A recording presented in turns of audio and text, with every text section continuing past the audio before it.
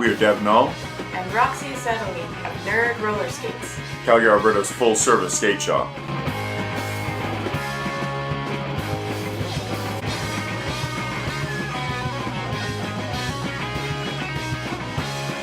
We are roller derby players and roller skate nerds. And we are here for the people who roll.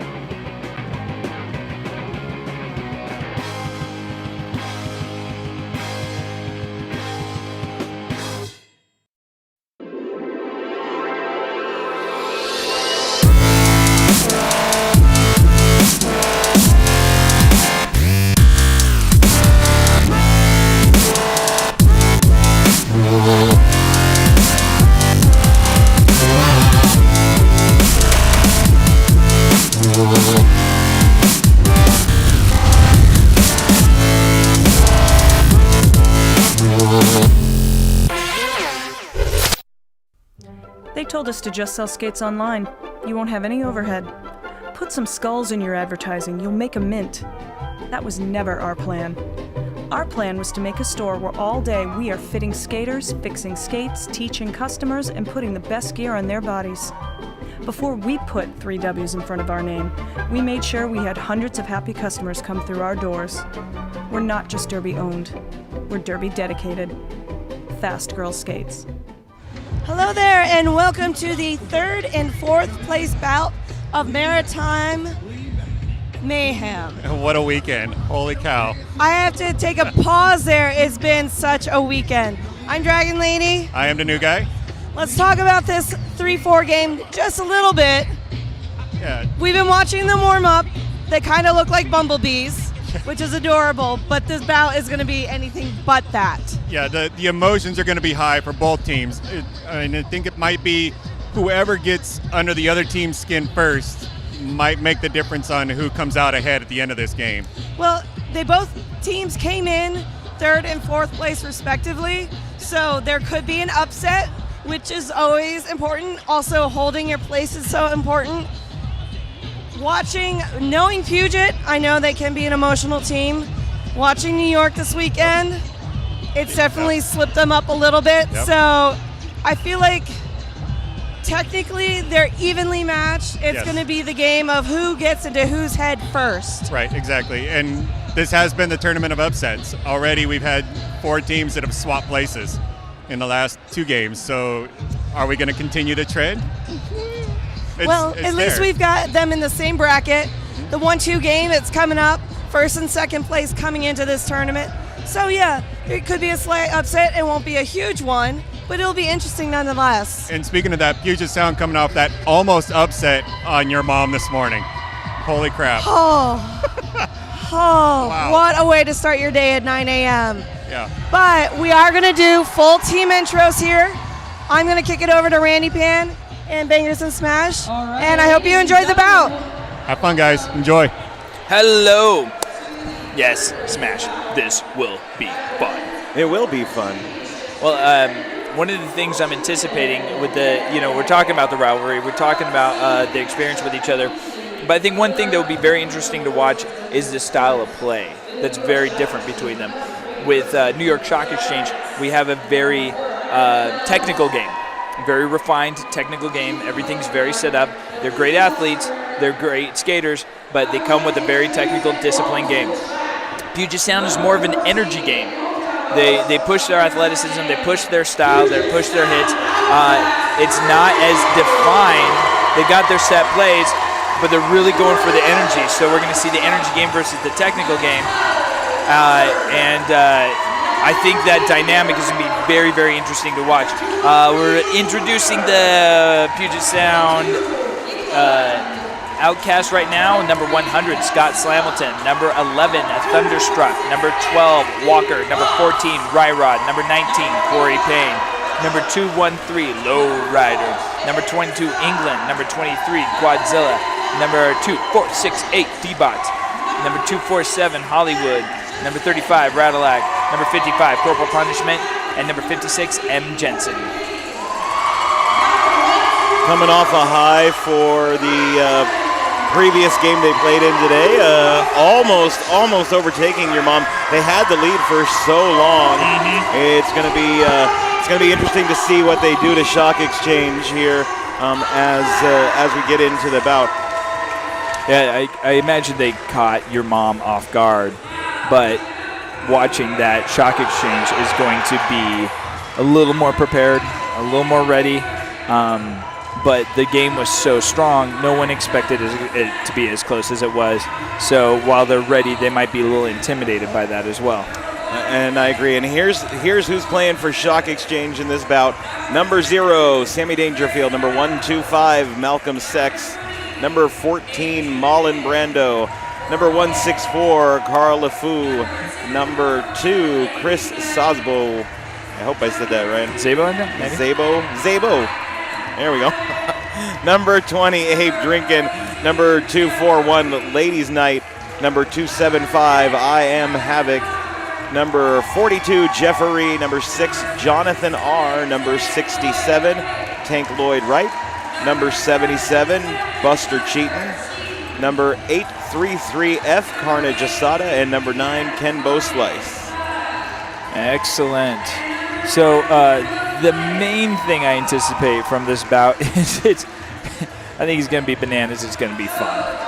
And I expect it to be contentious, emotional, and a pretty crazy good time. I'd have to say I agree with you on that one. That's what I foresee from this bout too. That's going to be Scott Slamilton. He's going to start off jamming on the Nerd Skates Jammer line, number 100 there, in yellow and blue for Puget Sound. And in the black and white for New York Shock Exchange, it's going to be number 6, fan favorite, Jonathan R. Neither one of those big surprise. What is sort of surprising is, everyone's going to start off on the pivot on the first jam. That's the Nerd Skates pivot line, I would say. Well, you see, when Nerd Skates bought the jammer line, they just give them the pivot line for free, just because sweeten the deal a little bit. Well, because you don't often mention the pivot line, why not? Yeah. Didn't think it would get as much play. We tried giving it away in a different opportunity. No one took it, so it just went to Nerd Skates as well, though. So we are seeing a lot more pivot line action this year all across roller derby. So maybe it'll be something that could be sponsored again in the future. Well, thank goodness, though. I mean, they're dynamic opportunities. The jammer line is an opportunity, and to set up a first pass, the pivot line is an opportunity to set up the first pass, and then you have the opportunity to respond to that as well. You want to paint with as many colors as possible.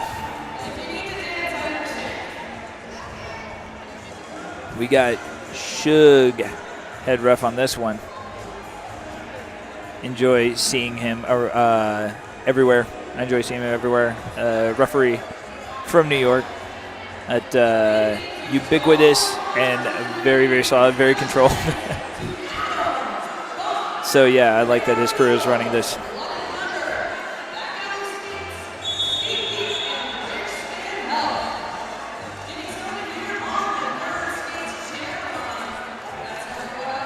They are really building this up smash. They are. They're hurting us. I would say that even the jammers are like, can we go? They're doing some booty jiggling while they're waiting for the whistle to blow. And now they're just kind of standing up. They're like, are we going to do this or what? We got it. It's 5 seconds. Here we go. Jonathan R. looks like he's attacking the outside there. Scott Slamilton gets hung up in the back by Buster Cheaton, and now he's out on the outfield, going to be recycled. As Malcolm Sex with the force out there. Jonathan R. just a couple to get past, and he's spreading out the front there. He takes a little fall, courtesy of D-Bots 2468. I got to say, Dilly Dally and Bonus Jonas, D-Bots and M. Jensen, really good partners. And M. Jensen there picking up an out of play there. Partners on the track is what I was referring to. When you see them at the front of the track, they do a really good job keeping the jammer locked in place. Corey Payne attempting to force out on Jonathan R. D-Bot's last line of defense. And he's keeping him within the 20 feet. Lead jammer just barely on like one skater on the outside. Scott Slamilton still having a tough time at the back of the pack, taking a lot of hits. Buster Cheaton getting a penalty there, headed off to the penalty box. That was a cut track penalty for Buster Cheaton. And there's Jonathan R. for 5 for Shock Exchange. And Radilak trying to set up an offense on the inside, but Scott goes to the outside and takes the hit from Zabo. Beautiful hit from Jensen, a.k.a. Jonas, cycling Jonathan R. to the back. D-Bots goes for the force out, but Jonathan R. keeps his skate above the ground, pirouettes it all the way around, gets out for 5. Meanwhile, Scott Slamilton finally makes it out of the front side of the pack there and is eligible to score, so won't see too many more points from Shock Exchange, but Jonathan R. is definitely going to go for a few more, it looks like. Corey Payne returning to the from the penalty box. Didn't see the call there. Jonathan R. in, calling off the jam, 3 points on the jam, and there's the thumbs up. I think that might have been 2 minutes. He called it, or if he called it, it was right at 2 minutes. It was, they just kept that guy going. It looked like as he was going down, he had his hands on his hips, so it's one or the other. Might as well. How long has this been going? Are ceramics missing from your skate setup? They make the difference. Up your speed today with some Moto Ceramic Pearls. That's greenmonster.com. No vowels, Green Monster. Carnage Asada jamming for New York Shock Exchange. And that's going to be Walker, number 12, jamming for Puget Sound. Trying to pick off one at a time. And he finds the line there. Sneaks through, lead jammer, Puget Sound. Rod, meanwhile, off to the penalty box for a multiplayer block, so Puget Sound down a blocker. Quadzilla lining up to catch Carnage Asada. Gets the force out and draws him to the back of the pack. And looks like Carnage Asada off to the penalty box for a high block. That makes it a power jam for Walker, who is in for a scoring pass. We had a direction of play there. Impact just enough. That's Abe Drinkin, and the pivot cap going to the penalty box. Walker, meanwhile, fighting against Buster Cheaton, and Sammy Dangerfield at the front of the pack gets some assist from Quadzilla. Almost out, and Kenbo Slice slows him down, but he's out. 5 on the pass. All right, 4-3 blocker advantage going into this pass. Kenbo Slice, Buster Cheaton, and Sammy Dangerfield. And Walker coming in, takes a knee, but right back up. He's going for the outside. And Carnage Asada is back up against the wall. Walker goes ahead, he's into the inside, he's going to call it off. He does get all 5 on the pass, so not a bad time to call it. But we will start with both jammers back on the track. And we'll start with keeping it close, yeah. Lowrider, number 213, going out to jam for Puget Sound. And I Am Havoc up for Shock Exchange. 4-3 blocker advantage for New York.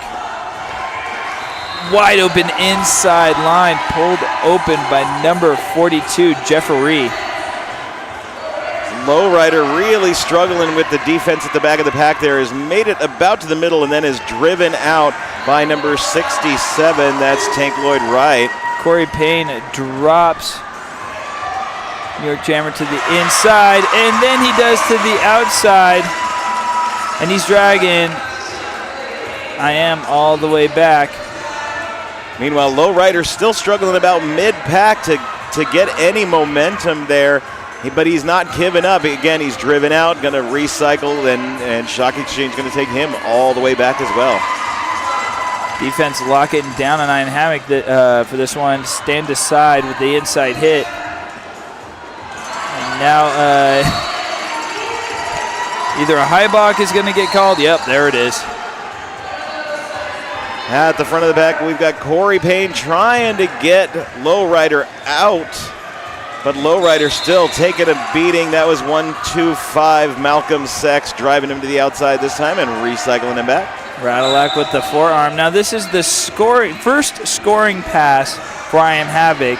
The initial pass for Jeffrey, or sorry, not Jeffrey, Lowrider, and he finally makes his initial pass. So we've been going a minute and a half, and we are only on one full pass. Corey Payne with the force out on I Am Havoc.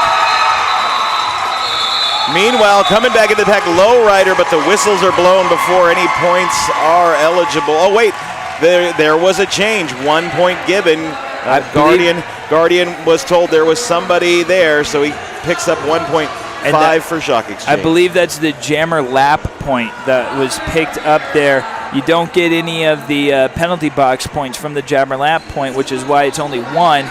If he would have gotten past one more blocker, then he would have gotten all the rest. Yeah, Val Capone wanted that other point, but it just wasn't going to happen for her. Number 22, England out jamming for PSOD, and Jonathan R. already lead jammer for Shock Exchange. Well, as neither one really had any defense to worry about. It was a quick pass for both of them. No, that's like Diet Pack out there, half the calories. Jonathan R. back in, signals to call off the jam. He does pick up 3, holding a Puget to 0. It's close here. Sammy Dangerfield, number 0, stepping out for the New York Shock Exchange. And that's number 55, Corporal Punishment for Puget Sound. And we got 3-3 in the pack. 10-point lead here, 21 New York Shock Exchange, 11 Puget Sound. A little 2-on-1 there, holding on to Sammy Dangerfield in the back. Interesting tactic. Corporal Punishment went down. It looked like he was trying to crawl through the legs of somebody, but he gets right back up and into it. And he finds an outside lane. Lead jammer, Corporal Punishment. That's it. Shock Exchange losing Carl LeFou to the penalty box on a forearms call, and Hendrick headed to the penalty box for a back block call, so down another blocker for both teams. D-Bots with the force out, grabs onto Sammy, and escorts him back to the wall. Oops, someone got something. That was a forearm there for Malcolm Sachs. Corporal Punishment also being recycled all the way back, as when he went to get out of the pack there, he was sat on practically by Malcolm Sachs. So he definitely had to go back and recycle. Number 14, he's actually cleared to go. Good awareness. He's clear to go on that one. He's going to miss. Oh, here he got the point, though. He did earn all 5 points on that pass. The penalties are just racking up here. We lose number 14 to the penalty box. That's Marlon Brando. Corporal Punishment through for another 5-point pass. Really? Meanwhile, Sammy Dangerfield is just stuck in the pack. Well, we got all 4 blockers for Puget Sound, and they're just cycling on him right now. Corporal Punishment slugs off a hit there from Kembo's slice for another quick pass, 5 points, and Puget Sound Outcast is in the lead, 26-21. Sammy Dangerfield is out and eligible to score, but it looks like Corporal Punishment was aware. He goes in and ends the jam after picking up 3 more points for the Outcasts. Great run for the Outcast, Corporal Punishment, and the blockers. In this type of game, it's going to be a numbers game. With this level of execution, you got your blockers out there, you're getting points. You're absolutely correct. We don't want them to, nobody wants to give up a penalty, but with the jammers we got out here, they're going to break their way through, especially if you've only got 2 or 1 blocker on the track. 99 on penalties. Inside line again. Shock Exchange having a lot of nice sets on the inside. Carnage Asada, lead jammer for New York. Scott Slamilton with a fancy jump. Quadzilla going in to try to take out Carnage Asada, but he just sticks to the floor. 5 more points on the board. Sorry, there's Walker there. Walker with a fancy jump. Big hit on Carnage Asada. He does a nice little flip up and recovers. Jam comes to an end. 4 more points for Shock Exchange. And why not? What will 2014 bring you this year? Hopefully a new pair of Roller Derby Elite Series skates. Get with your local dealer or rink to get a pair, or contact them directly to point you in the right direction. It's www.rollerderby.com. I didn't catch why, but it looks like Abe Drinking got an insubordination there, so he's going to send 2 penalties in there. Lowrider going for the inside, gets dropped to the inside by Malcolm Sachs. Dropped back. Jonathan R., meanwhile, at the front side of the pack is clear on the outside. Lead jammer to the Shock Exchange. Shock Exchange trying to set up an offensive screen so Lowrider can get through, and he does on the inside. Jonathan R. takes a little bit of advantage of the offense to attack, but Puget Sound resets in front. He's going to shut it down, gives the thumbs up. He picks up all 4 points, so that's going to take us to a 5-point game with just about 18 minutes left in this half of the game. New York Shock Exchange back on top. Oh, all of the lead changes. I want them all. I Am Havoc back out there on the Nerd Skaters jammer line. And it looks like England going to take the Nerd Skates jam line for the Outcasts. New to the Outcast, but making a big impression there this weekend. Both jammers off the line, and it's going to be England out first. Lead jammer to the Outcast. He powered through on the inside. D-Bots just barely able to hold on. Quadzilla comes in the engagement zone for a hit to drop I Am Havoc. Back around England in for a scoring pass. Has a little spill as he gets around the blockers for the Shock Exchange. He's out. That's going to be all 5 in the sky for the Outcast. We've got England already back around for another pass. I Am Havoc stuck at the front of the pack. No pack gets called. And but he's still stuck. The pack reformed quickly enough. He wasn't able to break it. D-Bots with the force out and the drop back. Wow. He is an anathema to jammers this game. Quadzilla picking up a penalty. He's off to the penalty box. That was for a blocking out of play. So Puget Sound down a blocker. D-Bots holding on to I Am Havoc. Forearm picked up by him in the process. 5 more points for Puget is going to mean lead change. So if you're out there playing the Derby shots game, it's time again. I hope you're not driving. Yeah, don't drive. Just sit here and watch all the awesome action that's happening right now. And coming at you after this bout is the championship bout. Don't forget that. Scott Slamilton, number 100, out there. And Carnage Asada for Shock Exchange takes a big hit, and he's outside, so he's got to start all over again. And that's going to be a forearm assist for Hollywood Chuck's Troubles. That's going to put Puget down, so Carnage Asada able to get through that pack. Lead jammer going to Shock Exchange. Well, Corey Payne's the only blocker out there. And Scott Slamilton doing jammer defense. Quadzilla able to get into position in the front to try to catch.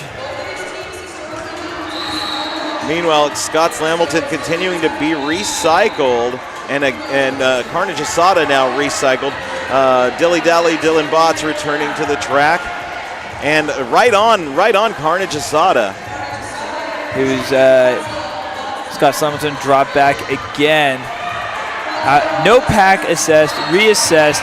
That's going to be an out of play on Quadzilla blocking in a no pack. And 5 points for Carnage Asada. We have a tie game now, and Scott Slamilton is still stuck in the pack. He goes in for a shot against Carnage Asada's. Carnage Asada's coming back in.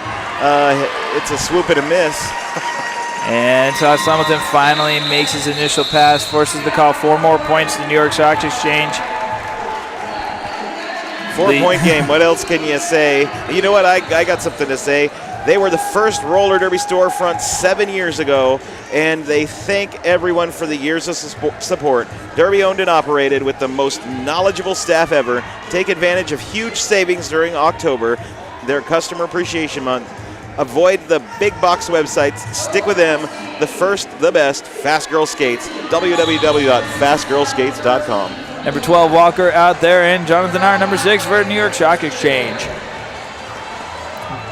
Jonathan R. trying to push up front, gets around the outside. Lead Jammer keeps his foot in. Incredible. Right behind him, though, Walker breaks the pack and is really giving him a run for the money. Now, the Outcasts are mostly up front, but you got Corey Payne at the back waiting for Jonathan R. Jonathan R. swings his hips around and does pick up that 2 points. 2-0 on that one, pushing there ever so slightly. There was a lead change on the last jam there. New York Stock Exchange 45. Puget Sound Outcast Derby at 39.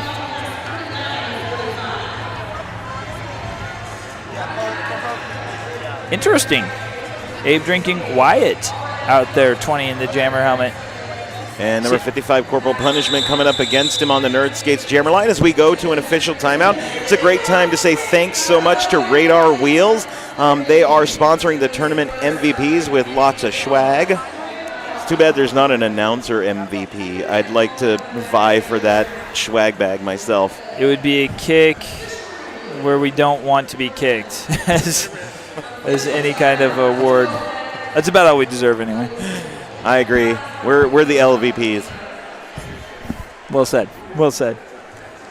Now this is a official timeout. Looks like some kind of a it looks like a point clarification there. While we're waiting for that clarification to get put up on the board there, I'll tell you, New York Stock Exchange with 7 leads, Puget Sound with 3. That's a pretty impressive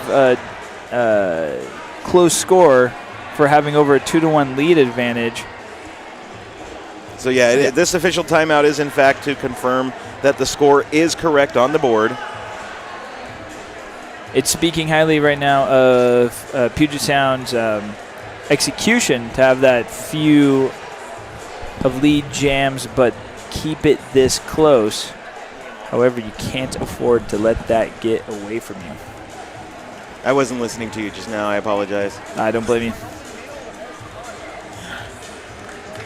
The guys are ready to get back into the action. We're going to start with the 4-3 blocker advantage favoring Puget Sound.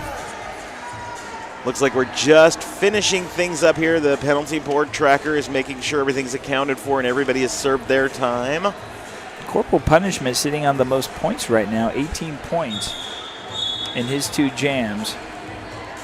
So great to have him out in this case in a blocker advantage. Alrighty, we do have an update from our producer, Julius Leeser, on the official timeout, I believe. Give it to us. Actually, besides the score confirmation, they were also making sure that Jeffrey got sent to the box. So if you notice, he's in the box now. He failed to serve a penalty earlier, in case you were curious. Okay, there you go. And that'll be why we start with only 2 blockers on the track for Stock Exchange. And he's getting an additional penalty for an insubordination on top of that for not reporting there. So it was a forearm was the penalty initially, and then the insubordination on top of that. And so he's just starting there. That's going to be a full minute for him.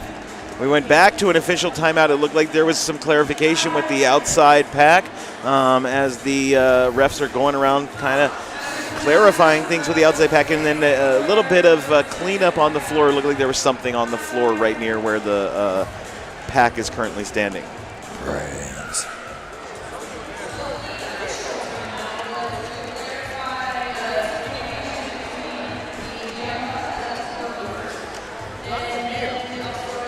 All right, checking that out.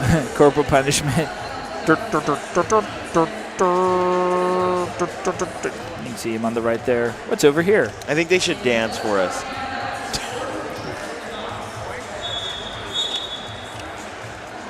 There's the warning whistle, meaning we're going to get back into the action any moment now. And official timeout. No. Don't jinx us here. I was trying to unjinx us. I think we're going to get an official. Oh, they started. Here we go. And looks like Drinkin, a.k.a. Wyatt, is going a little defense there.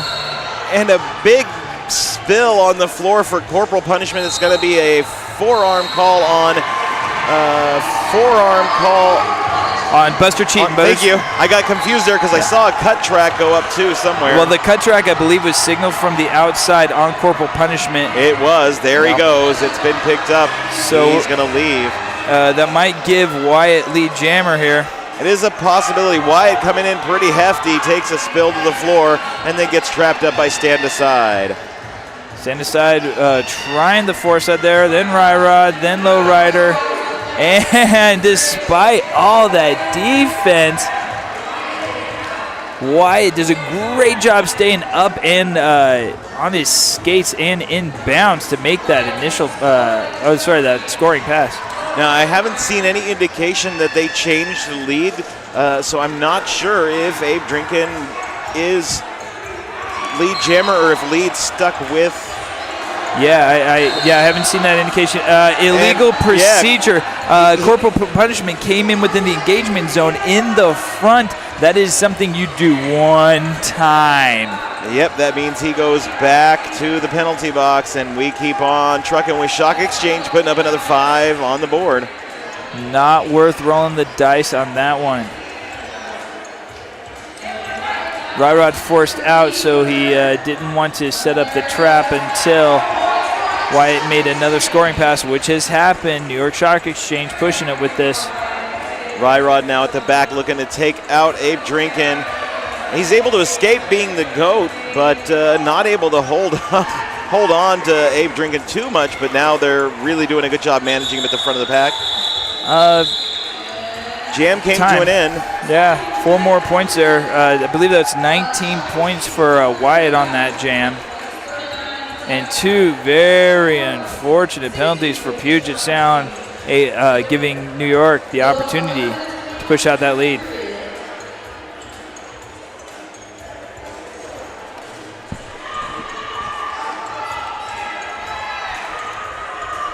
We got everybody out there. Jonathan R. and England jamming right now, both off the line pretty quick there. England getting some one-on-one defense from number 2, Chris Zabo. And Jonathan R. escapes the pack. He is lead. England, though, out of the pack as well and on his way to catch him as Shock Exchange losing Kenbo Slice and Malin Brando to the penalty box. Jonathan R. not even gets 2 points. Just passed 1 and got the penalty box point there. Now, interesting thing there. It looked like an illegal procedure given to Sammy Dangerfield just after the whistle by Guardian. So he had to go back into the box, or I'm sorry, back into play so he can report to the box once there's an available seat. Well, that's going to be a 3-2, soon 3-1 blocker advantage for Puget Sound. I Am Havoc jamming out there. Puget Sound going defense. Up against Walker, and Walker really looking for a way through, but he's doing a good job also holding up I Am Havoc, but there goes Havoc finding that inside. Sprung the trap and a great pickup speed through the inside for lead jammer. Walker, though, turning up the speed as well, looking to catch up to I Am Havoc as he breaks the pack. There is only 3 blockers on the track, 2 from Puget Sound, 1 from Shock Exchange. Jam comes to an end, 0-0 on the jam. Scott Slamilton got the hit that forced the cut track. I Am Havoc calling it on the ground so as not to have to stand up or deal with that. Good heads up play there. And now 3-3 in the pack with Hollywood Chuck Hendrick on the jammer line, number 247. And Carnage Asada, number 833F. And Buster Cheaton up front. Out of play in the back because they forced the definition of the pack way up front. 1 quick hit from Hollywood Chuck, lead jammer. That's it, and we're going to send number 2 to the penalty box. That's Zabo for that out of play call. Another out of play, that's from Buster Cheaton there. Carnage Asada escapes. It looks like Hollywood, though, putting up 4 points on a pass. He's probably going to shut it down, and there, sure enough, he does. And they give a high five to each other for that. I like it. Yeah, signaling that. New York Shock Exchange 65, Puget Sound Outcast Derby 43. I want to tell you, Uber is doing a special for us here at Maritime Mayhem. $20 off your first ride for first-time users. Use code TACMaritime for a discount. We're going into an official an official timeout. It looks like there's probably a review of penalties. That's a good possibility. There have been so many already, and with 8 minutes left in the half. Well, they released Sammy, so it might have been a report where someone else needed to go in. Buster Cheaton, so I guess. Buster Cheaton is taking a seat, and Shock Exchange is still down some. I see Val Capone stepping to the inside while she's got a second to holler at the refs there, too. Well, yes, Sammy stayed on the last one, so either it was one that was reported that was supposed to be for him, or one that he might have mistook as his own, and it was Buster's. Meanwhile, back into the action. 4-2 blocker advantage. I like New York putting Wyatt back out again. Great jam earlier. And lead jam going to corporal punishment for the Outcast. Great strength by Wyatt, but he gets forced out by Corey Payne. And yet Wyatt was able to stay in and waves goodbye to Corey Payne. Corporal punishment back in on a scoring pass, trying to drive through the wall there. He does manage to get all 4 points. He didn't get out, so he calls off the jam before any points can be put on the board by Shock Exchange. So it was Wyatt who was able to push out the score, and now Puget Sound able to nickel and dime their way back in by keeping their blockers out there. Number 12, Walker on the Nerd Skates jam line for the Outcast, taking on number 6, Jonathan R. for Shock Exchange. Jonathan R. putting the nerd into Nerd Skates. Jonathan R. up against the wall. They're going for the force out, but he keeps his feet in bounds. Walker, meanwhile, all the way at the front, just Kenbo Slice to me, but Kenbo Slice takes him out, but steps out with him so he can come right back in. Lead goes to Walker. But he was forced out by Kenbo Slice, so he has to recycle to the back. Jonathan R., meanwhile, fight at the front there, comes up against M. Jensen. He's free. Yeah, and that was out of play. Saw that one a mile away. And as I kind of thought in my head, Walker is going to go ahead and shut down the jam before any points are earned. He was stuck in the pack. He just had to give it up, so he didn't give up any points.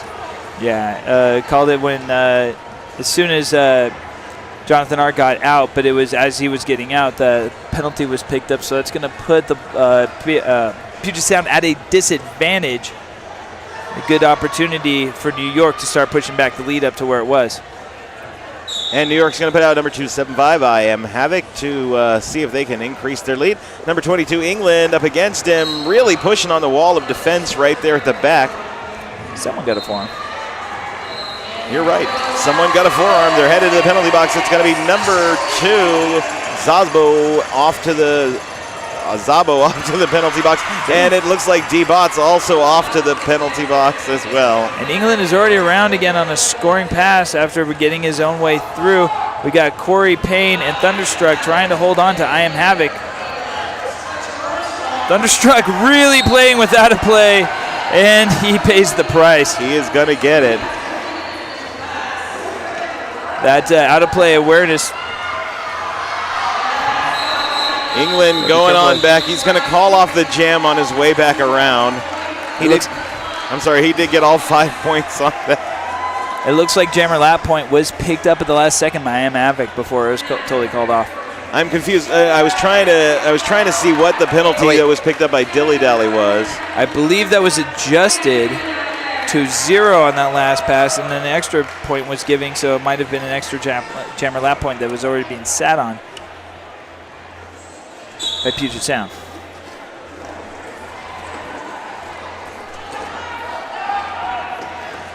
We're off into the next one. Number 247, Hollywood out there fighting against that wall of defense from New York.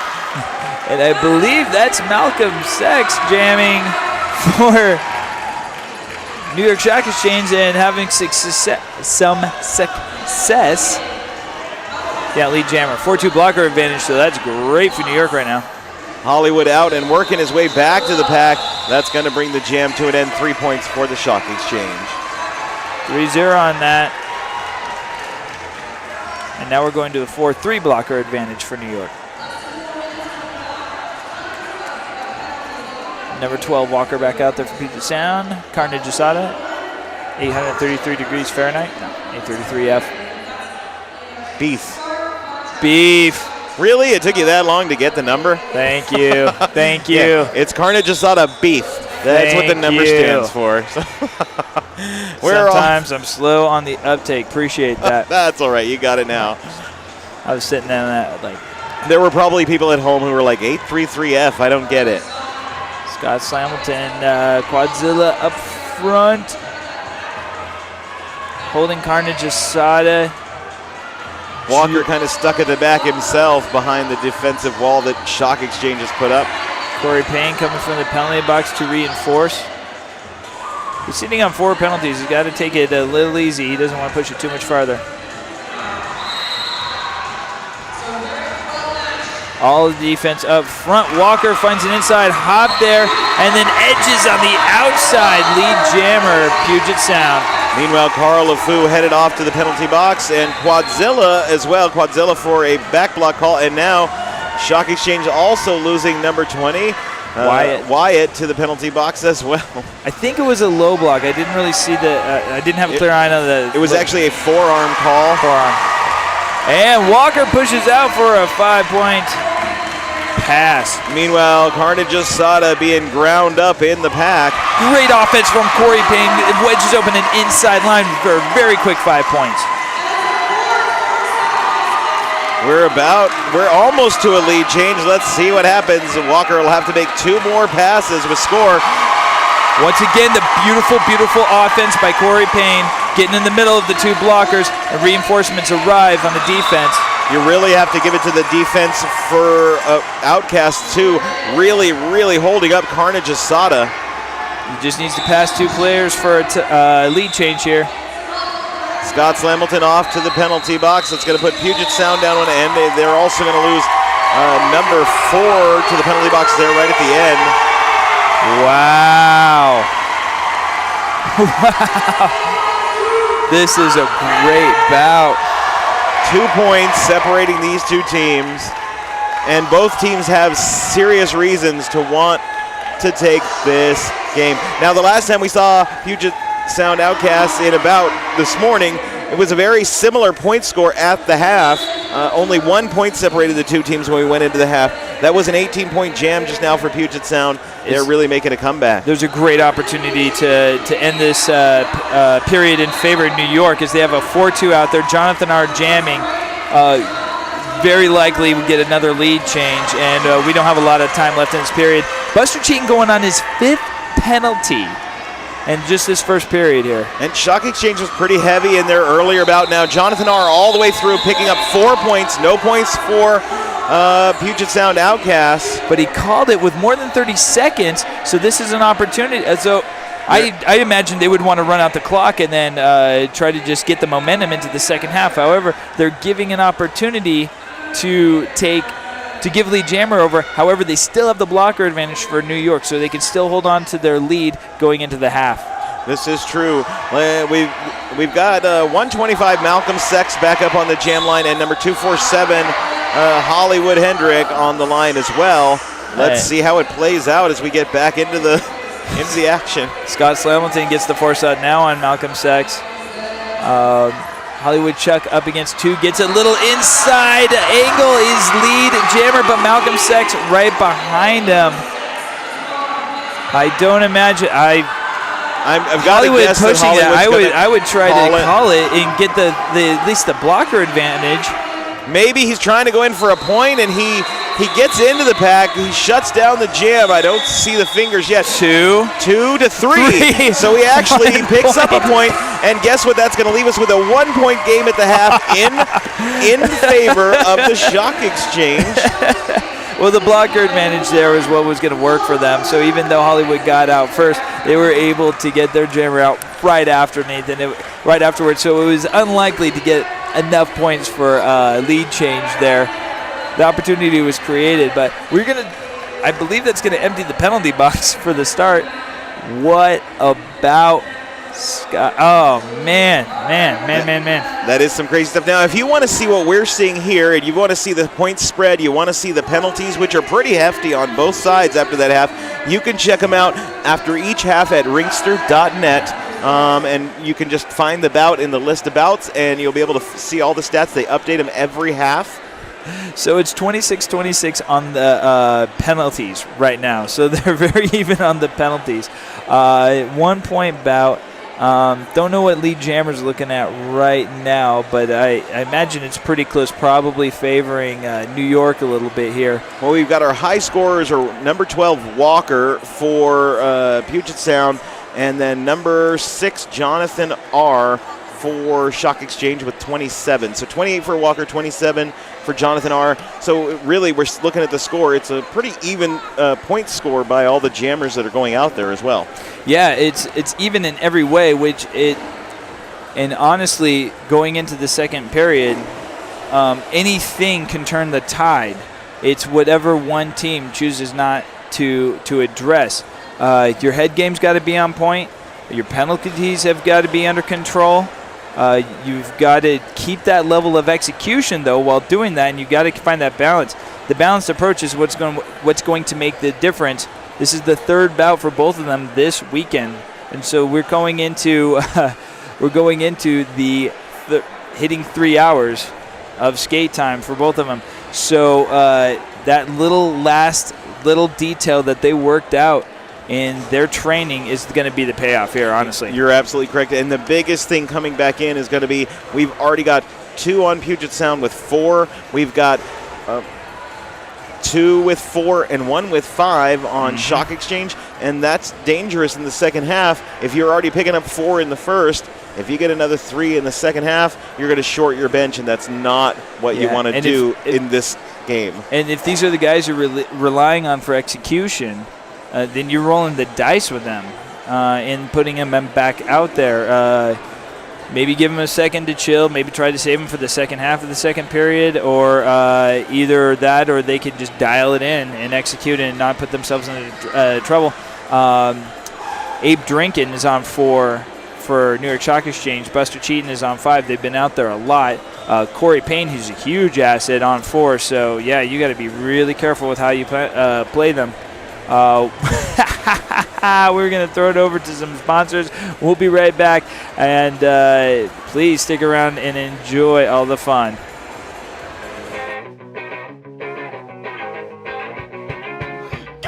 We are Deb Null, and Roxy Settley of Nerd Roller Skates, Calgary, Alberta's full-service skate shop.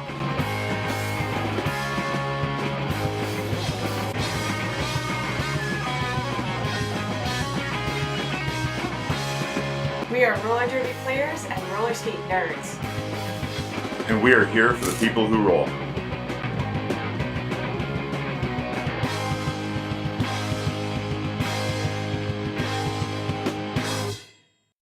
Hey, this is Dan from S1 Helmets. We're in the testing lab today, testing helmets to see if they pass the multiple impact certification test. We're going to be testing 3 helmets today. A soft foam helmet with EVA foam and a terry cloth liner, the hockey helmet with triple density EVA foam, the S1 Lifer helmet with EPS fusion foam. All 3 of these helmets are marketed as multiple impact helmets.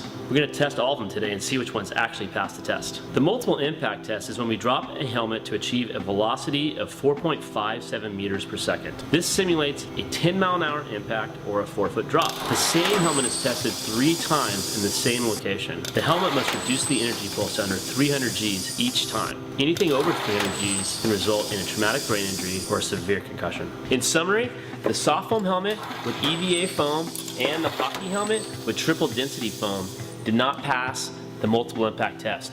The S1 Lifer helmet with EPS fusion foam did pass the multiple impact test.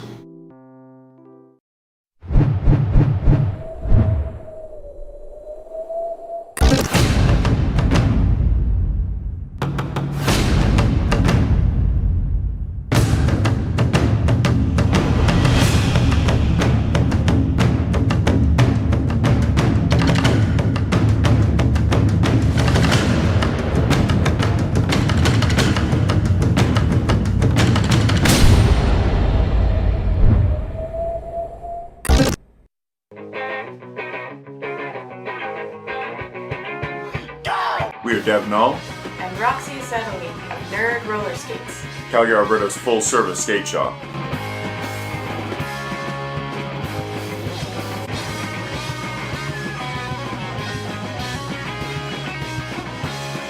We are roller derby players and roller skate nerds. And we are here for the people who roll.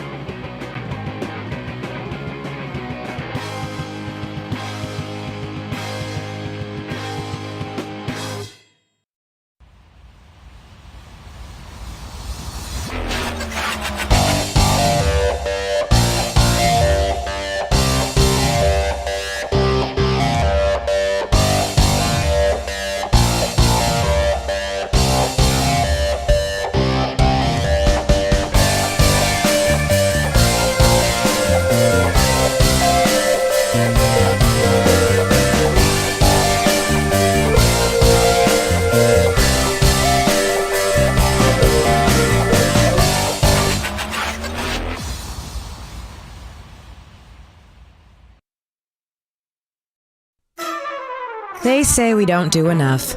We don't stock enough skates, especially the bargain basement variety. We don't carry inlines or know the best place to get them. We don't have every package from every manufacturer. They say all these things. Yet every day we measure your feet. We study your stance and tailor your fit. We mount your plates and answer your questions. We build skates that make you fly. We're not here for them. We're here for you. And we want to make you go really, really fast. Make them catch up. Visit us online at fastgirlskates.com. We are now. Hello. Okay, so, Randy, this is from Joe Mama. It's pretty hot. Thank you, Joe. I like We're back. Too. Let's talk about what we saw in the last half. We ended up with a 1-point game at the half. We saw a lot of heavy penalties on both sides of the track. This is going to be something both teams got to watch as we get ready for the second half here. Potentially, both teams could lose some players. Some significant if they keep up ones. the same. I know, if they keep up the same, track that they've been going on. So hopefully they use the half to talk about, hey, we got to play this game a little cleaner. I like to get to very specific analysis usually. Usually you can kind of break it down to one thing. Either it's a trend that you see that needs to be adjusted to, a style of gameplay that you need to force or push or roll back. And sometimes it's as simple as things like penalties. You got to keep it under control or whatever. But the only thing for either of these teams really at this point is keep it together. That's it. The team that keeps it together the most is the team that's taken third place. The team that just, I anticipate a little chippiness. I agree. Yeah, we're definitely going to see chippiness in the next half. It's so much at stake. Honor as much as anything, but there's so much at stake. There's such a history, and we're in their third game in 2 days. As athletic as both these teams are, fatigue is going to set in a certain place. And emotions are usually the first thing to go in that case. So right now it's down to keep it together. That's exactly it too. And yeah, they mentioned at the beginning in the intros that Puget sounds a very emotional team. These two teams have come together before. There is quite some rivalry between these two teams, and you're seeing it. And I think we saw it a lot toward the end of the last half. The emotions get high, the guys start to hit a little crazy, and then we get penalties after penalties, and then you've got, a pack with 3 players in it. And even with all the penalties, that increases the chippiness. People get upset by the calls, or upset by themselves, or upset with what's going on with that. So when those penalties roll up, the togetherness goes away with it. So yeah, it's all about keeping together. Head game is going to factor into this more than anything at this point. Execution, athleticism, gameplay, those are all on point right now, especially at this level. 1-point game, no one's taking any real momentum into the second half. And I completely agree with that analysis. It's definitely going to be interesting to see how this second half plays out. Looks like we're about to get started. There's still some warm-up people that have to clear the track there. The other thing, you mentioned the penalties and some of the people. If one of the teams loses key people early, if they have to start sitting Corey Payne or Abe Drinkin, that's also going to have to impact because you're going to have to adjust with the rest of the bench. That's another thing that could that would probably have the most immediate impact. But oh wow, a little bit of jammer love out there, huh? We love jammer love. 4 and 4 out there to start with, which is great. Jonathan R, number 6. And number 247, Hollywood Hendrick for Puget Sound. If you're just joining us and you don't know the colors, gold and blue is Puget Sound Outcast Derby, and black and white is New York Shock Exchange. Now, we've seen a handful of jams for Scott Slamilton, but not as a jammer. He's been out there blocking a lot more than usual. And we've seen Lowrider and Hendrick stepping up a little more than we're used to seeing in the jammer position, as well as the usual suspects. So I don't know if we're going to see a little more of that, but they're starting with Chuck here. It seems to be working for him so far. Yeah. I mean, if you look at the score, it definitely shows that they're doing right on the bench. Oh, exactly. Jonathan R wants to skate so bad. Let the boy skate. Let him skate off the nerd skates jammer line. Let him skate. He's only got about 5 seconds to wait. There we go. We're back into the action. Serious jammer ADD. All right. Chuck kind of slowly looking for his opportunity. He gets the force out and is stuck behind Buster Cheaton. And then Jonathan R gets his own force out behind D-Bots. Beautiful offensive block by Corey Payne, making the opening for lead jammer. Corey Payne really been the blocker to watch out there this particular bout. He is definitely controlling the front side of that pack. Buster Cheaton off to the penalty box on his 6th penalty. That's a forearm call, and there's going to be 5 in the sky for Puget Sound. We did mention that individual penalties are going to be an issue. And there's Zabo picking up a back blocking call. He's off to the penalty box. And D-Bots picked up out of play. So it's 9 points total for Hollywood Chuck, and that's a lead change. That's a fun way to start off the second period. That is a fun way to start off the second period. Now, in the earlier game when Puget Sound was ahead by 1 and we came back from the half, things changed up and went in favor of the team that wasn't in the lead. I think Puget Sound's looking for the same kind of half this time, but for themselves. Yeah. They don't want it to go the way it did before. We're going to have a 3-2 blocker advantage as Walker steps up to jam for Puget Sound. And that's I Am Havoc for Shock Exchange, being hung up there by Quadzilla and number 14, Ryrod. Wyatt with a beautiful take out there, forcing Walker to the back and Buster Cheaton in for reinforcements. Pack gets stretched out now. Quadzilla following the jammer. Lead jammer has gone to I Am Havoc as out of play was called. No penalties, but they had to let him go. It looks like Buster Cheaton has picked up his 7th penalty. He will have to remain in the penalty box for the rest of this jam, and if that is accurately assessed, that is a foul out.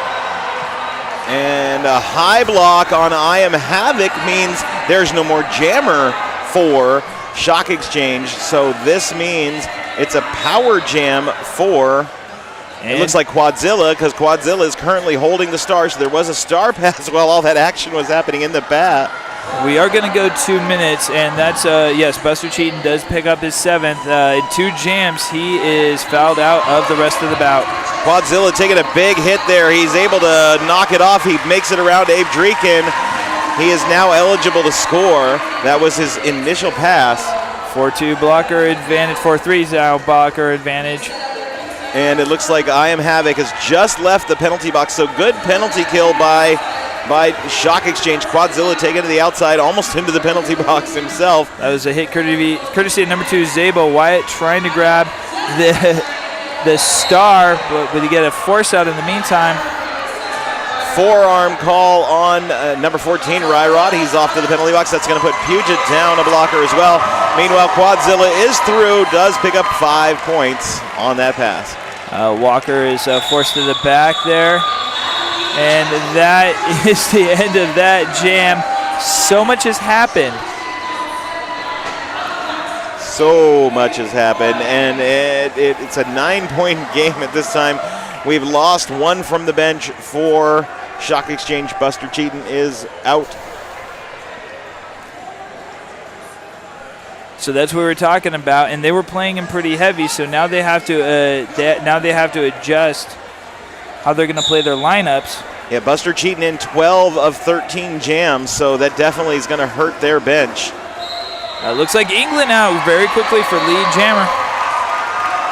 Not too far behind him. Malcolm Sex clears the pack and is racing, trying to catch him. However, great position for the Shock Exchange right now as they have a 4-2 blocker advantage. Radilak with the force on Malcolm Sex, drawing him to the back. I want to point out Corey Payne did pick up a cutting penalty there, so he's now sitting at 5. Another blocker that's been heavily dependent on his side of the bench. Lots and lots of confusion in there as both jammers trying to escape this hard-hitting pack. This is great derby right here. This is old school, everyone doing offense, defense, hitting at the same time. Jam is called off 4 points on the pass for the Outcast, 5 for Shock Exchange. It's going to start 4-3 for New York. We got Corey Payne standing, however.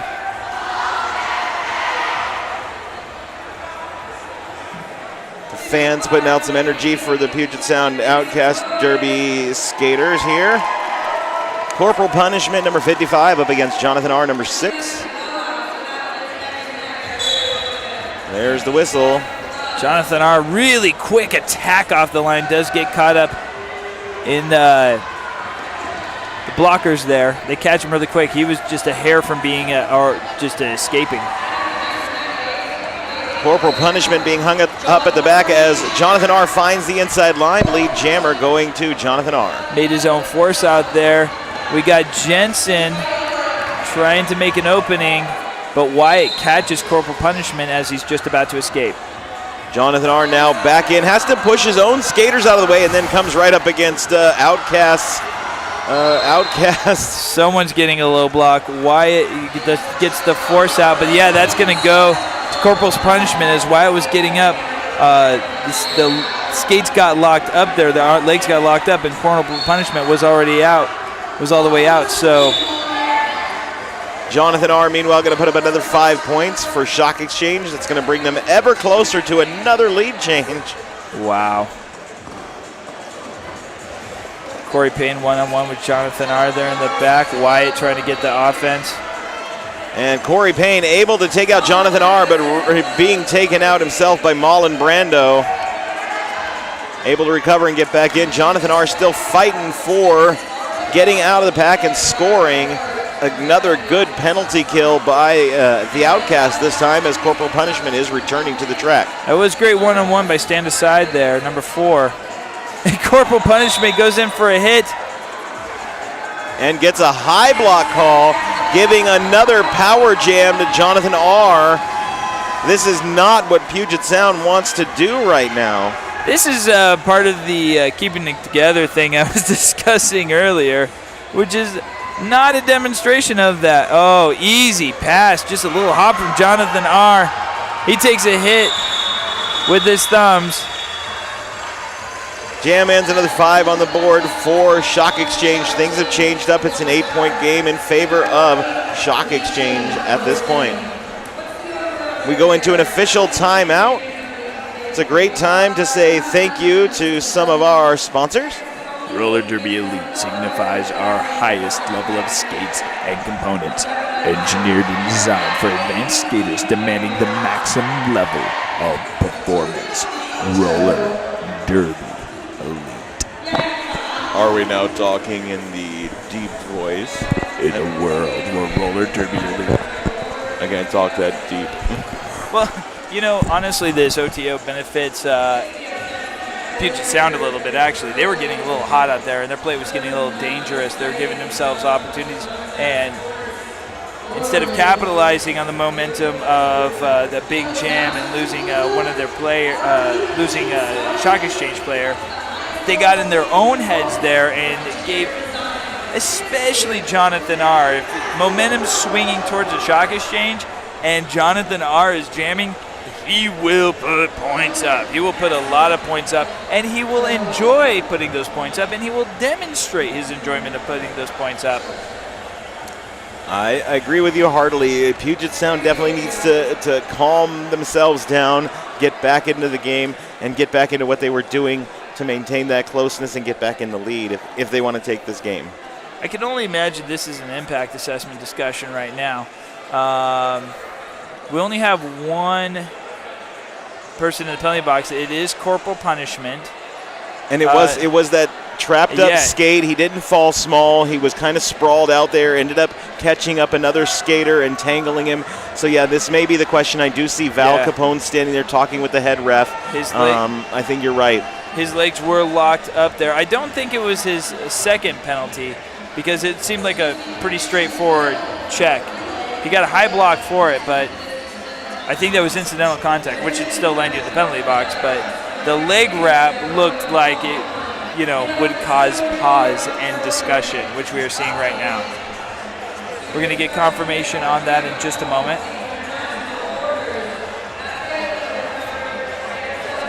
They're not removing her right now, so it seems more like a discussion and a warning. It doesn't appear that we'll get any confirmation on that because we don't have our announcer ref out in the thing finding out what's going on. It looks like everybody's returning. The refs are huddling up in a circle. Punishment's still out there. The refs are kind of huddled up in a circle, so maybe something's going on there.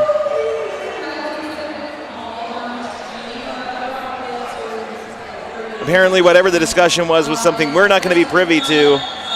And now we're not going to know what the results were either because our announcer ref did not make it out there quick enough to get the summary of what happened. But this is what we know. We know that corporal punishment is still in the penalty box and no one else is. Yeah, and no more penalties have been added to him or anything like that. So my best guess is at this point that was a warning of calm down and watch how stuff, because that last jam was pretty hot. So it's probably we're going to tolerate a lot less than we were, and you better be careful. We're going to pick up a lot more penalties and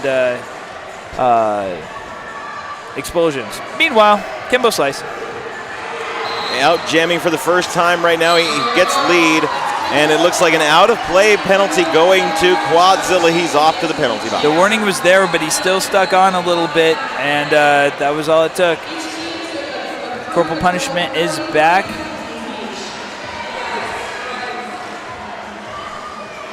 Kembo Slice forced through the back and caught. He's on a scoring pass, though, and this is still the initial pass for corporal punishment. Names are hard. Kembo Slice out and 5 points on the board for Shock Exchange. That was fun one-on-one blocking from Walker there. He does pick up the jammer pass, and he does get a cut drawn on him. That's courtesy of Sammy Dangerfield. Gets the force out, flies back, draws that cut. Another power jam. And in the meantime, you had Kembo Slice sliding through the pack and putting another 5 on the board for Shock Exchange. And now he's already back around for another one, and he's got some heavy resistance from Corporal Punishment. And Dylan Botts with a last-minute hip thrust to try to get him out, but Kembo Slice throws up another 5. We got the blocker advantage. Well, the blocker advantage is no more, but New York Shock Exchange for a trap offense here. They definitely got the jammer advantage.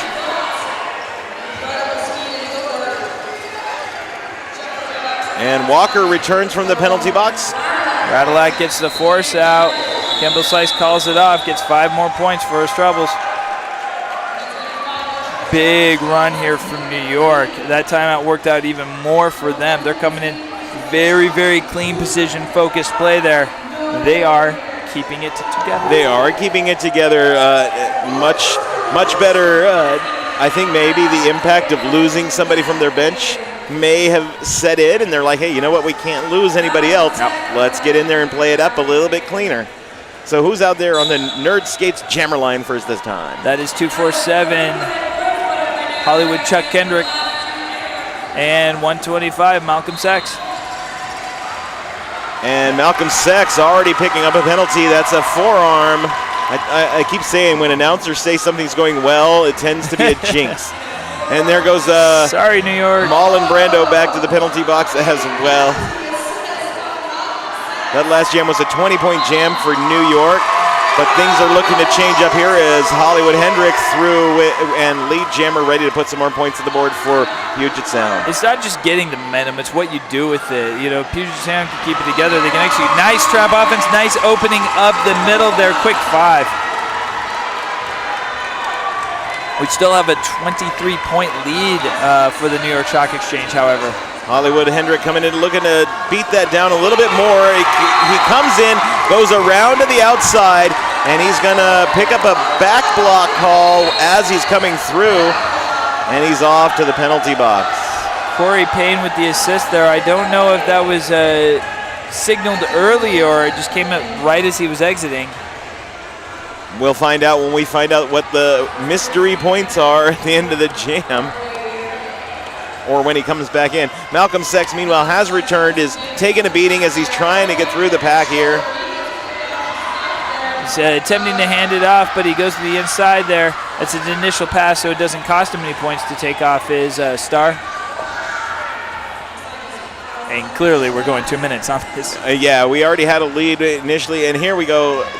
Hollywood Hendrick coming on back in. Corey Payne with the force out. Every time I hear a whistle, I just assume it's a forearm. I keep hearing whistles, but I'm not seeing people leaving. Someone did this.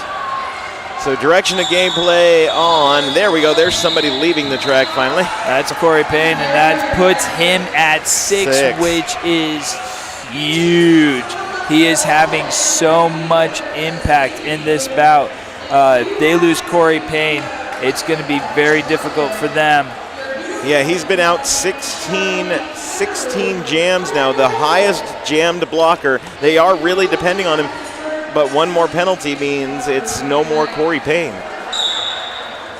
It looks like the whistle was blown, yeah. England and Jonathan R. both kind of looking. There was still some movement going on by NSOs and refs, and they wanted to make sure that that was the actual jam whistle. Jonathan R. takes advantage of the little delay and able to get out, and lead jammer goes to the Stock Exchange. And England really fighting for it, going pretty hard there. Jensen a little over corrects there on the block. Forearm. On Quadzilla, yeah, that's going to take him up to 5. 5 points by Jonathan R. in the last pass. He gets taken out as he comes back in. Taken out by Scott Slamilton. England coming back in for a scoring pass. Jonathan R. is going to shut it down before he can put any points on the board. 2 more points, though, for Stock Exchange.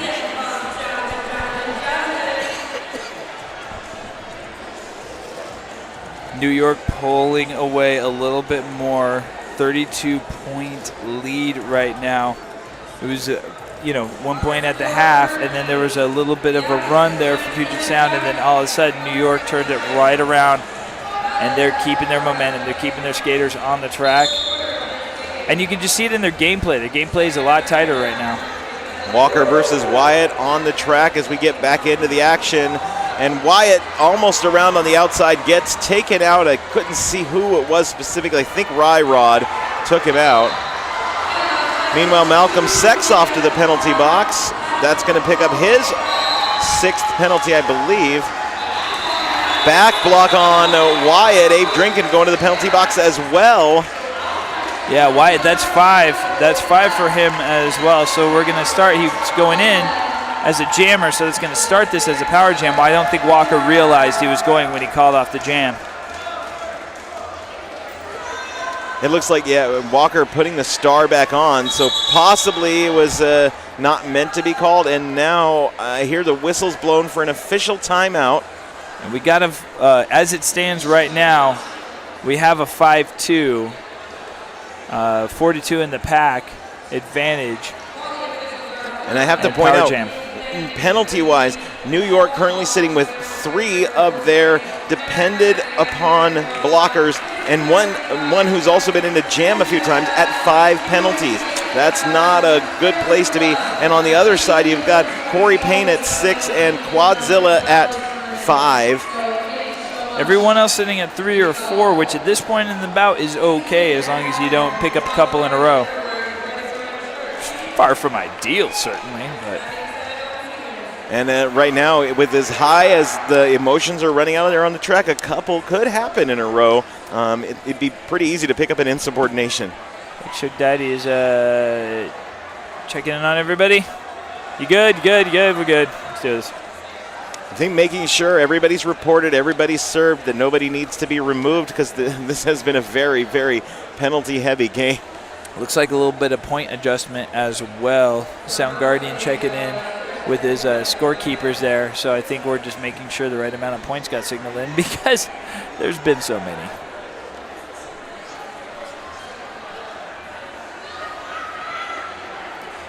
Great opportunity here for Puget Sound for a momentum shift. The question is on how do they capitalize on it. They've got the 4-2. They could really put up a good stream of points right now. But if they play with the same desperation they've been playing with, it's just going to flip around very, very quick. Yeah, they gotta keep New York out of their head, and that's what they're doing. They're letting New York get into their head and mess with their walls, mess with their defense, and they're making slip-ups that are making it easy for New York to step out. If New York keep their cool, even despite the situation they're in right now, if New York can keep their cool, they can hold on to this and then keep this this lead in their possession. We're going to see what happens. Whistle's about to blow. Walker all by himself on the jam line for the moment. Power jam for Outcast. Sammy Dangerfield for the first hit. Quickly jam. Nice little footwork there by Walker for lead. Jeffrey returning to the penalty box. He's going to come in all the way back, so that's going to give an opportunity for the Outcast to hold up the pack. They do. Walker gets through for an easy 5. They're keeping the trap on Jeffrey, and Jeffrey has to be careful here. He is sitting on 5. He can't afford to get too desperate here with his hits. And Walker through for another 5. That's going to bring us ever closer, as Walker's already all the way back around and ready to go. However, all of New York is set up in front to defend now. Sammy Dangerfield, who's so good at drawing those cuts, gets himself into position very quickly. Wyatt has returned from the box. He's also struggling at the front of the pack there, being rolled around by the Puget Sound defense. Walker is just collecting his points. He needs to stay careful there. He's forced back. Wyatt is out. We're probably going to see Walker shut things down here in just a moment. There it goes. He did earn all 4 points on the pass there, so Puget Sound making some headway. I think they maybe overheard your conversation there. They seem to stay a lot calmer this time and not let New York get into their walls, and they were able to manage really well. Well, more important than more important than really running it was just keeping everybody out there. However, they got New York to reset as well. So New York is fully loaded, and Jonathan R. is out there. Up against number 22, England, relatively new to Puget Sound, but been showing it this weekend. Wow, great impact. Great impact. A lot of dancing right now.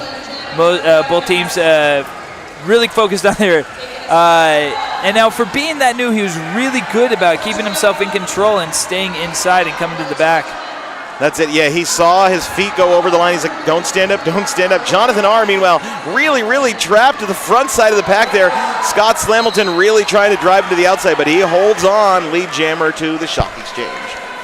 England getting the offense right now, but Jonathan R. already back around. I don't think Outcast see him. Pile up there. Sammy Dangerfield going. Looks like there's going to be a low block. Yes, there is. Yeah, we definitely saw that one from our side of the board. Anyway, low rider off to the penalty box. Another whistle blown. It's going to be a power jam because England is off to the penalty box. That's his first penalty of the game, and it is for cutting the track. It's all about the kill here now. 3-3 in the pack. Nice reset to the front there. You know New York is going to go in and play offense, though. You know that's going to happen. Jonathan R. able to get his hips around everybody for 5 more points on the pass. And far more important than that, Jonathan R. ices the jammer. Now that's how you keep momentum in your favor. You know, he could have probably gone for another scoring pass. Not nearly as important as keeping the numbers in the box in your favor. You're absolutely right, because now we're going to start with I Am Havoc on the jam line for Shock Exchange. A 3-pack and no other jammer to oppose him. So he's out and ready to go. And it's going to be a little bit longer than a power start because England just stood up. Outcast, though, doing a really good job holding I Am Havoc in the pack there. That's number 35, Radilak. He's going to get an out-of-play block. He's off to the penalty box. D-Bots, last line of defense there. England out again, trying to get through the defense. Great one-on-one.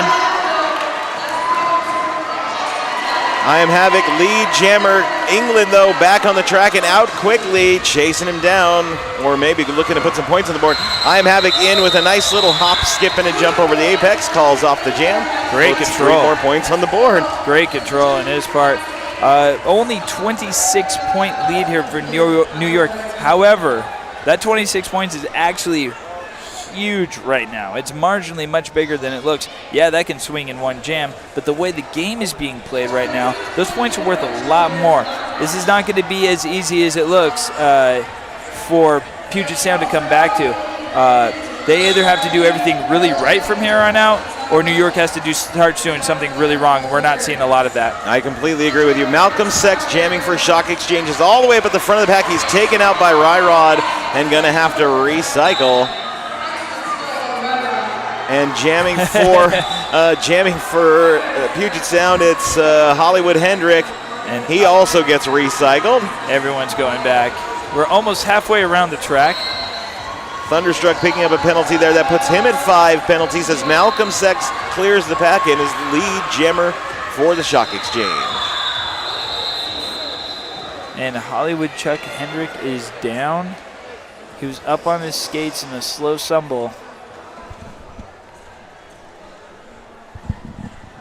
Great time to say thank you to the medical staff who's been taking care of everybody this weekend.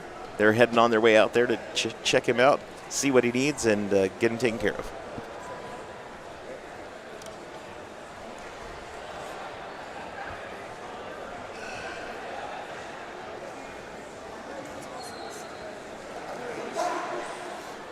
The hits are getting heavy now. It's getting pretty tense.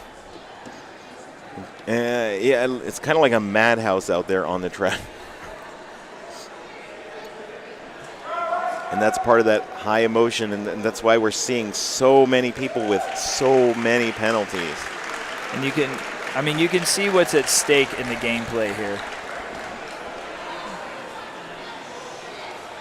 Well, we're waiting for this official timeout to end too, and giving the medics time to check out everybody. Tell you about the power jams in the second half. New York with 4 power jams and Puget Sound with 3.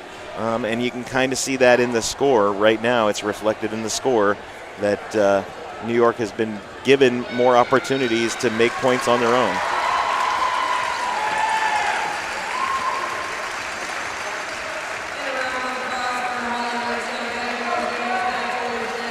And Hendrick returning to the bench. He'll be out for 3 jams since the jam was called off for injury. So we won't see him for at least 3 more jams.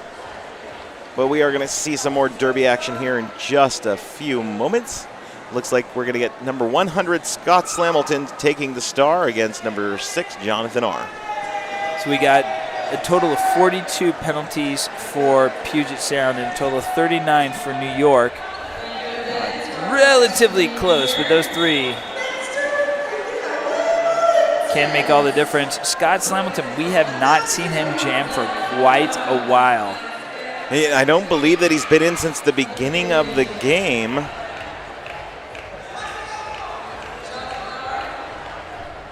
So yeah, I'm getting told that is correct. He was in the first jam, and now he hasn't. This is his second jam in. So he's been blocking a lot. I don't know if they've been holding for him, but it works. Very, very, very quick battle for lead jammer. Oh, I'm wrong. He was in the first and the 9th jams, so this will be his 3rd one in. Scott Slamilton, though, showing he's got what it takes to make it. He's through for 4. Jonathan R., though, coming in, getting held up by M. Jensen and D. Bots at the front side of the pack there. Trusting his blockers, and everyone's out of the pack. He gets the force out, jumps in. Scott Slamilton went for a jump and ended up jumping into the ref lane on the inside there, so he has to reset and start all over again. But Jonathan R. is still stuck in the same scoring pass, so Scott's got time to put more points on the board. Yeah, trying to make up for those points, has an opportunity to make another scoring pass. Whistles being blown. D-Bots, looked like that low block. Was that low block signaled? We'll get confirmation on that. It looks like actually he was sent to the box for direction of gameplay. It looks like we have a cut signaled there. So now we're 3-3 in the pack, still fighting hard. Scott get the force out there, courtesy of 164, Carl LeFou, or Faux. Both jammers continuing to just be recycled over and over again here. And I guess that's what they like to do up here in Washington. Puget Sound is a huge opportunity to at least start with a blocker advantage here. Now Scott Slamilton through. That's going to be all 5 points on that pass because Jonathan R. has been trapped in there. This is still Jonathan R.'s first scoring pass. There's a sentence you don't hear a lot. Still Jonathan R's first something. You're right on that. And it looks like they lost M. Jensen to the box now, and Scott Slamilton off to the penalty box for a forearm. I was wondering about that. Like the way they've been pushing it, I would just take the advantage and move. But now you had that great run, and then it lands. Everything's getting so heavy and so chippy that it lands you in the penalty box. So now going into this, you got a 4-3 blocker advantage and a jammer advantage for New York right when you're about to make a run. So we're going to be at 121-141 with 7:53 remaining, and it's a power jam for Shock Exchange. Abe Drinkin, a.k.a. Wyatt, out there jamming. Coming up against Quadzilla as the last line of defense. He pushes him out of the way. Quadzilla takes it all the way out of play and then has to let him go. Lead jammer goes to the Shock Exchange. Reset in the front there again. You know New York is going to try to push this. But they see Scott Slamilton ready to go. And there's Abe Drinkin through for 5 points on the board.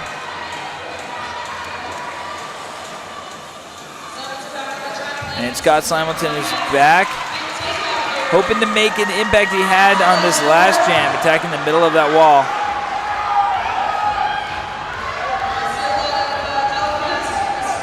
Got the force out, but not the drop back. There it is. Abe Drinkin really working the front side of that pack, twirling around on M. Jensen, trying to get past him, and he finally does. Another 5 in the sky for a Shock Exchange. Scott still held up there, and the offense makes a defensive opportunity for Wyatt. He gets to the front there, out of play, very quickly achieved another 5 points. Meanwhile, we're still waiting for somebody with a star to get out, and there he goes. Quadzilla takes the star, and he makes his way out of the pack. Abe Drinkin coming back into the pack, able to clear with another 2 points on the pass, and calls off the jam. Wow, big run here. New York having a great second half, really keeping control of their bout. Sort of at do or die with 6 minutes left for the Outcast. Everyone out there on the track right now, 4-4 in the pack. And we have an official timeout. Clarifying points there, it looks like. It's a great time to say thank you to some of the other sponsors here. Thanks to Adam, Bont, Blood and Thunder Magazine, Back Alley Skates, Skate Geek, and Bridgespan Health. Now, the interesting thing about Bridgespan Health is they have a booth here, and if you're here or near the area and you can come to the auditorium, you can come make your own free smoothie. You just have to get on the bike and blend it yourself. I'm on that. I am on that. Our producer, Julius Leeser, says, not for me. Not for me either. I'll get on the bike, but I'll give you the smoothie. How's that, Joe? Stop sucking up to the producer. I know which side my bread is buttered on. Alrighty, we're going to get back into the action. Kenbo Slice versus England. Campbell Slice, a couple of good jams. They're fighting for the outside. And it's going to be England, though, who gets lead jammer and out first. Kenbo Slice, though, not far behind him, so it's going to be a race to the pack and race to the points. He was able to pirouette the inside for his initial pass. England coming in. He's going to call off the jam. 2 points for Puget Sound, 1 for Shock Exchange. Slow way is the fast way, and there is a team timeout called by the Outcast. And actually, okay, yeah, I guess it is a team timeout. It looked like Val was asking for an official review initially, but yeah, we're just going to do a timeout. Something was happening. Maybe she was like, I've changed my mind. It's they're sitting on 3. Yeah. Plus their official review. Doesn't hurt to take the timeout, regroup. You still got an opportunity with 5:23 and 2 more chances, possibly 3 more chances to stop the clock and get an additional chance. At least get 1 out for the regroup. They're going to need to be grouped up to catch up right now. 36 points, totally doable, but New York is going to make that very, very difficult in the meantime.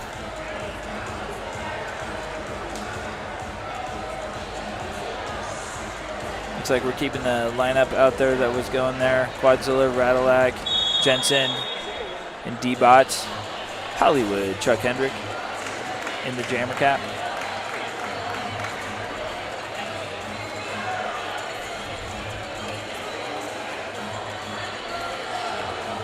Abe Drinkin, who was a little bit of a concern going into the half with 4 penalties, has only picked up 1 in the second half.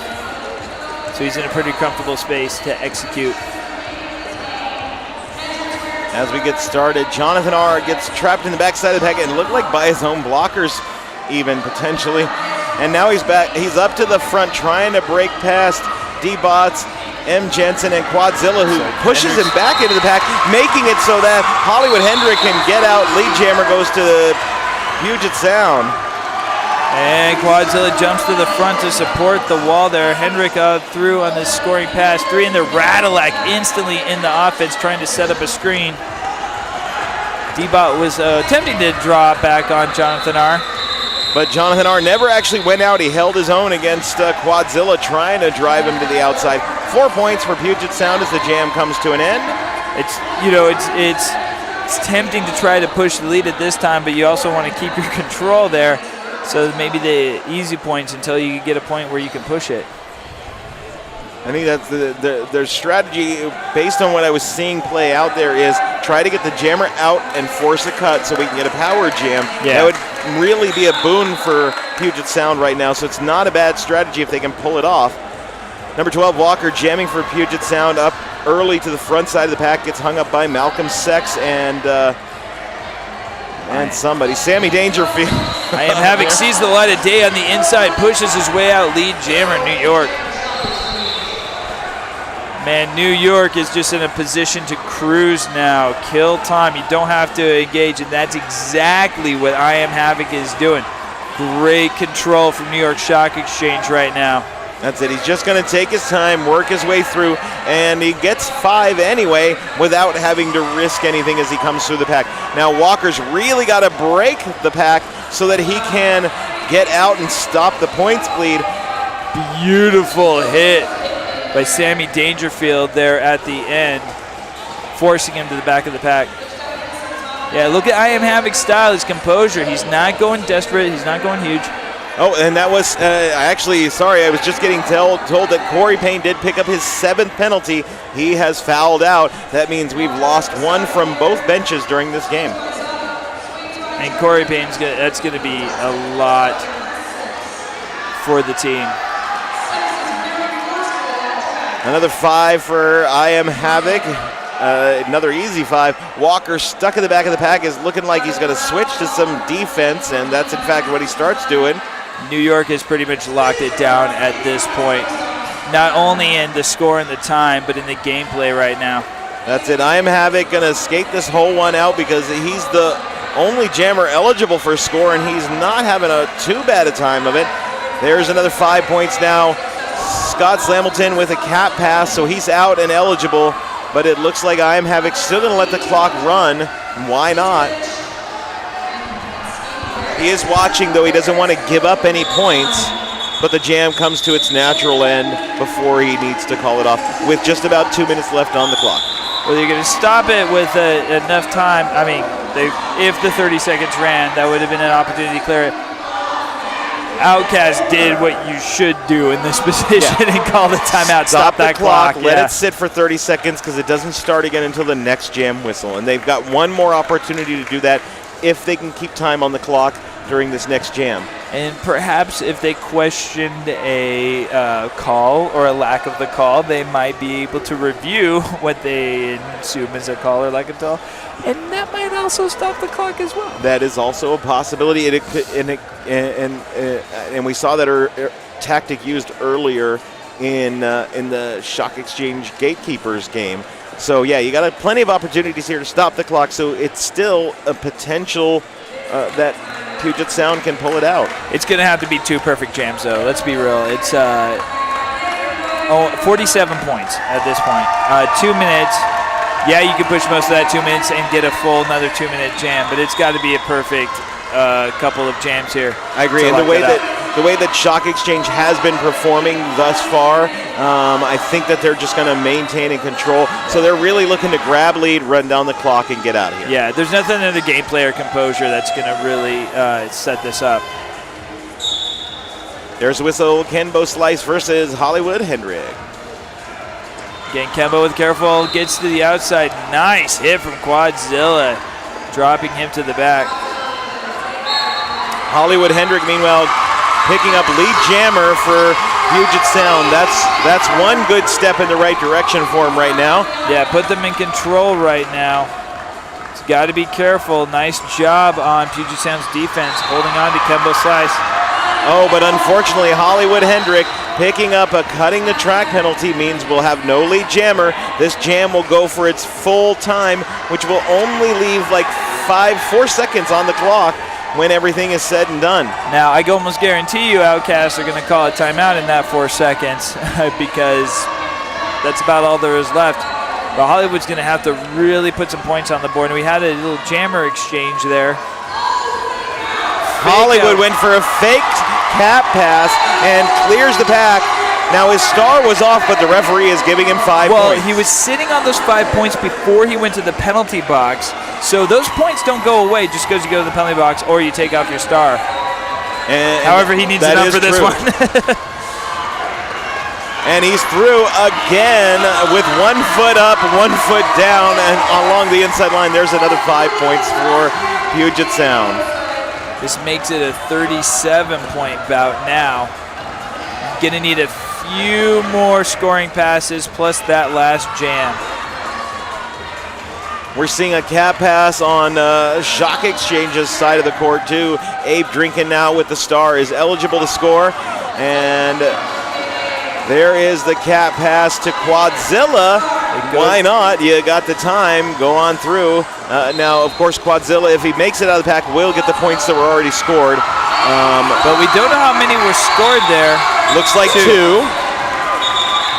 Abe Drinkin through for 4. Jam comes to an end. There's the timeout. Val Capone running to the middle and timing out. Yes, she was ready to stop it. On that. No, good call. Good call. She was ready for that. Her eye was on the clock, and she was just like... She was already in the infield before the jam came to an end because she knew she had 4 seconds. Took her 1 second, according to where the clock is at, to get that timeout called. I love that she ran straight to the middle, too. She's like, yeah, she was like, I don't care if anybody runs me over. I'm calling this timeout. Yeah. England. We're putting the star on England. And Jonathan R. for Shock Exchange with the star. So here's what I'm thinking happens. Puget Sound is looking to force a cut if they can and then put some points on the board here. Jonathan R. is out there to see if he can get lead and then call off the jam. Yeah, 29 points. In the realm of possibility. Gonna have, but odds heavily favor New York right now.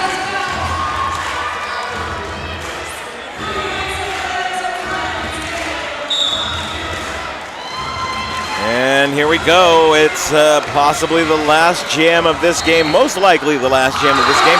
And lead jammer going to England. He clears. The crowd is loving it. Jonathan R. makes his way out as M. Jensen picks up a penalty, heads to the penalty box. England into the pack and forced to the inside by Szabo. Jonathan R., meanwhile, along the outside, comes almost all the way through, gets hung up by Dilly Dally, and he's through for 4. And that's going to take match the score here. At this place, it's going to be difficult, and it is really chippy in the pack there. The cut was drawn. Sammy Dangerfield, who is very dangerous at getting that, draws the cut. That is locking it down. New York is going to be successful.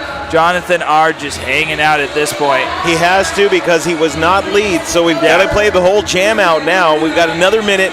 I think we're just going to see Jonathan R. take it nice and easy. He doesn't really have anything to worry about at this point. The only thing that might shake things up is if an official review is called and granted, but I don't see anything at the moment that would make that happen. If an official review causes a 40-point swing, something horribly wrong went down. Now, I got to throw it down for both these teams. What an entertaining game. What a great matchup here. 5 points.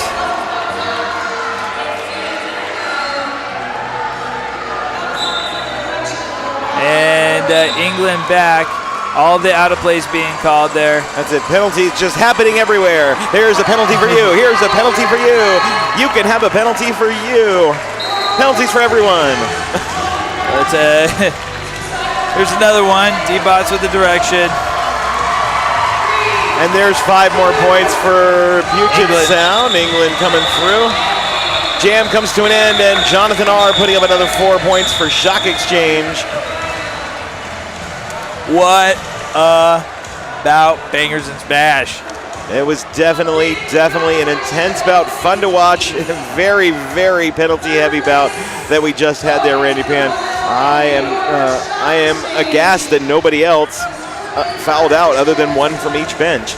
Yeah, there was a lot of people flirting with it. Well, again, there was a lot at stake. There's a huge rivalry between these two teams that's been going on since MRDA has existed. Both teams wanted to walk out of here in third. Puget Sound has been sitting in the 4 for so long. They really wanted to make that jump. New York has been in the top 3 for so long. They didn't want to fall down anymore. It was a big loss that they took earlier, a very close one that Puget Sound took earlier. But one of the most incredible things about the last 2 days is how close the parity in the MRDA is at the championship level. A lot of these bouts could have gone either way on any given Saturday, and here we're just seeing another example. This is the team that almost upset your mom earlier today. Shock Exchange played them very close. It can go any way at any time. All these close bouts. I love seeing this level of gameplay in the MRDA championships. I agree. It looks like we do. That is the final score, 148-196. Very hard-fought bout by both teams. New York Shock Exchange coming back after the half, really cleaning things up, especially after they lost one player from the bench. We saw them get much cleaner, and they were able to pull out the win.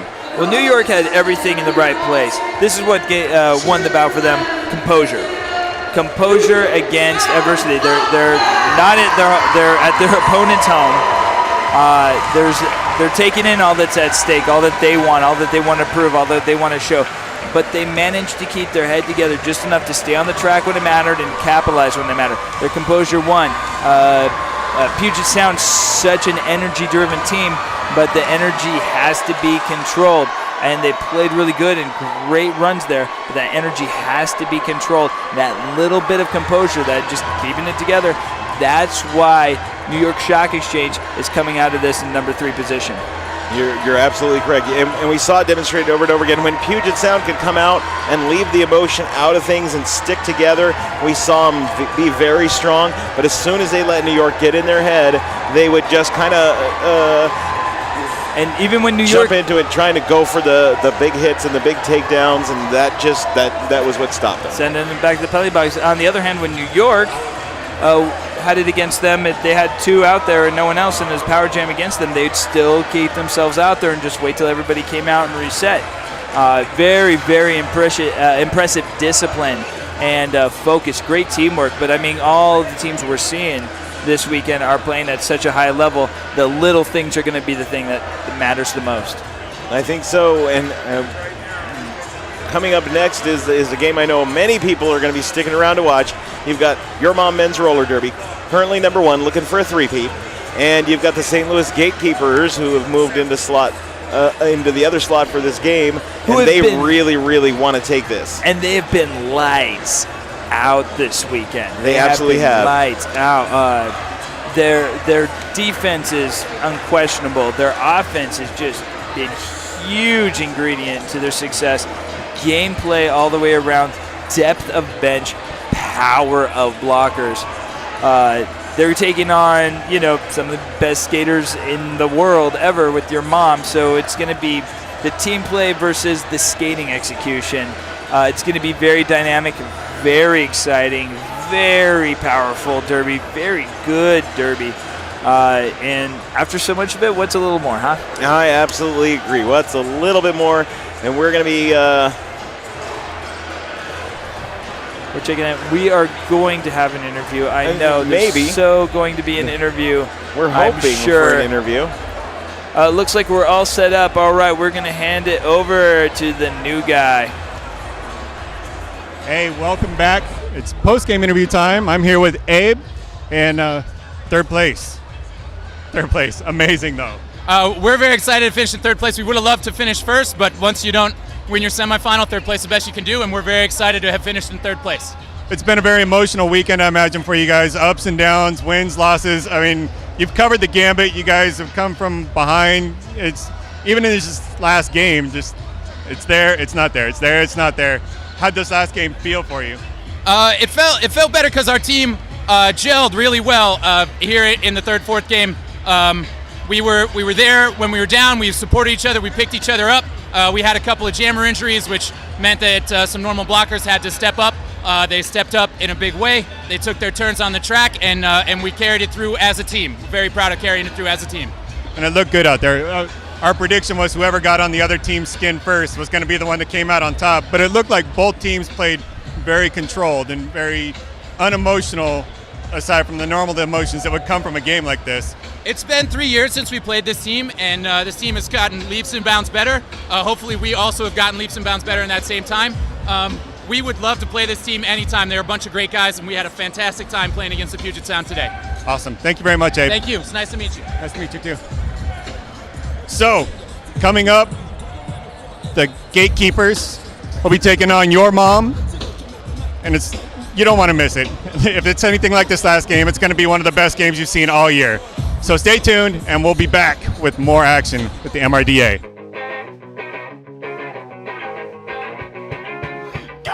We are Deb Null, And Roxy Sadowin of Nerd Roller Skates. Calgary, Alberta's full-service skate shop.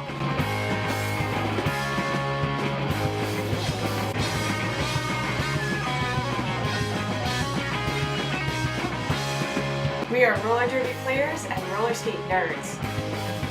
And we are here for the people who roll.